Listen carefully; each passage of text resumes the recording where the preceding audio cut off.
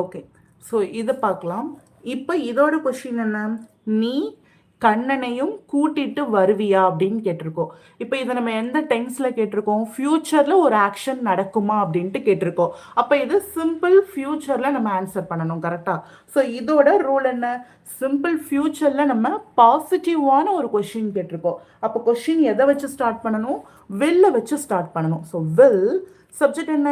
நீ கண்ணனையும் கூட்டிட்டு வருவியான்னு கேட்டிருக்கோம். ஸோ நீ அப்படின்றது தான் மெயின் இங்கே சப்ஜெக்ட். So will you. அடுத்தது வேர்ப் என்ன? கூட்டிக் கொண்டு வருவாயா. இதை நம்ம ஆல்ரெடி லைவ் கிளாஸ்ல பார்த்துருக்கோம் இல்லையா? கூட்டிக் கொண்டு வருதலுக்கு இங்கிலீஷ்ல என்னன்னு பார்த்துருக்கோம்? பிரிங் அப்படின்னு பார்த்துருக்கோம். ஸோ பிரிங் யூஸ் பண்ணிக்கலாம். வில் யூ பிரிங் யார? கண்ணனையும். அப்போ இதை எப்படி சொல்லுவோம்? கண்ணன் டு. கண்ணனையும் கூட்டிட்டு வருவியா அப்படின்னு கேட்கும்போது கண்ணனையும் அப்படின்னு யூஸ் பண்ணியிருக்கிறதால TOO to யூஸ் பண்ணியிருக்கோம். So will you bring Kannan to? கண்ணனையும் கூட்டிக் கொண்டு வருவாயா? will you bring Kannan to அப்படின்னு கேட்டிருக்கோம். அடுத்தது இல்லை நான் தனியா வரேன். இல்லை அப்படின்னு சொல்றதுக்கு நோ, நான் தனியா வரேன். அதாவது ப்ரெசன்ட்ல கண்டினியூவா ஒரு ஆக்ஷன் நடக்கிற மாதிரி சொல்லியிருக்கோம். நோ ஐ ஆம். ப்ரெசென்ட்ல கண்டினியூவர் ஆக்ஷன் நடக்கும்போது எப்படி சொல்லணும்?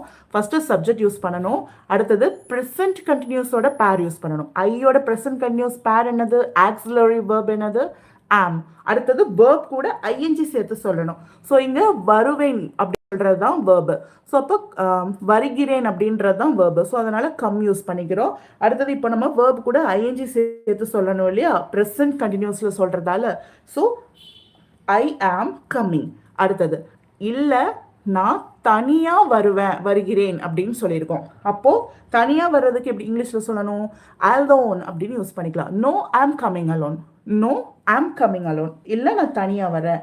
ஏன்னா ரீசன் சொல்றது. ஏன்னா இன்னைக்கு கண்ணனுக்கு எக்ஸாம் இருக்கு. ஏன்னா இன்னைக்கு கண்ணனுக்கு எக்ஸாம் இருக்குன்னு சொல்றோம். ஸோ அந்த ஏன்னா அதுக்கு பிகாஸ்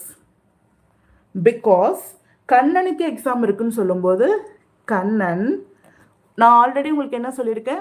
சிம்பிள் ப்ரெசன்ட்ல பாசிட்டிவான ஒரு சென்டென்ஸை உருவாக்கும் போது ஏ குரூப் பி குரூப்னு 2 குரூப் ஆஃப் சப்ஜெக்டை வந்து நம்ம பிரித்து வச்சுக்கணும். அதில் IUV எல்லாம் வந்துச்சுன்னா ஜஸ்ட் சப்ஜெக்ட் கூட வேர்ப் சேர்த்து சொன்னால் மட்டும் போதும். இதுவே செகண்ட் குரூப்பில் இருக்க சப்ஜெக்ட் ஹீ ஷீ இட் அப்படி இல்லைன்னா நேம் இதெல்லாம் வரும்போது வேர்பு கூட எஸ் சேர்த்து சொல்லணும்னு பார்த்துருக்கேன், கரெக்டா? இப்போ கண்ணனுக்கு ஒன்று இருக்கு அப்படின்னு சொல்லியிருக்கோம். அப்போ நம்ம இங்கே என்ன சொல்லணும்? ஹேஸ் பயன்படுத்தி சொல்லணும்.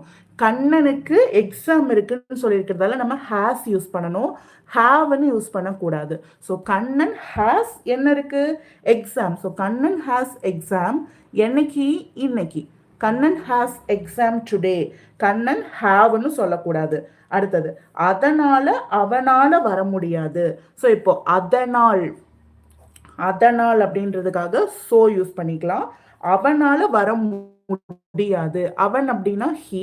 வர முடியாதுன்னு சொல்றதுக்கு என்ன யூஸ் பண்ணுவோம்? காண்ட். cannot காண்ட் அப்படின்னு ஷார்ட்டா சொல்றோம். ஸோ வர முடியாதுன்னு சொல்ற ஹி காண்ட் கம்.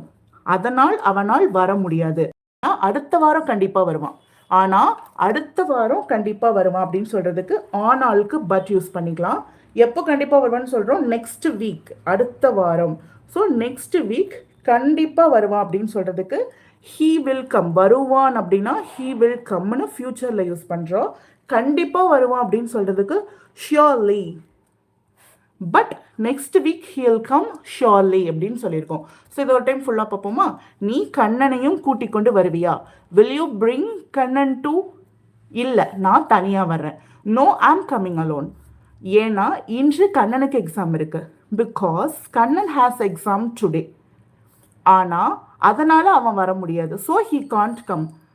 ஆனால் அடுத்த வாரம் கண்டிப்பாக வருவான். But next he'll come surely. So இது வரைக்கும் புரிஞ்சுதான்? இதில் ஏதாவது டவுட் இருந்துச்சுன்னா கேளுங்க. நம்ம சேனல் சப்ஸ்கிரைப் பண்ணாதவங்க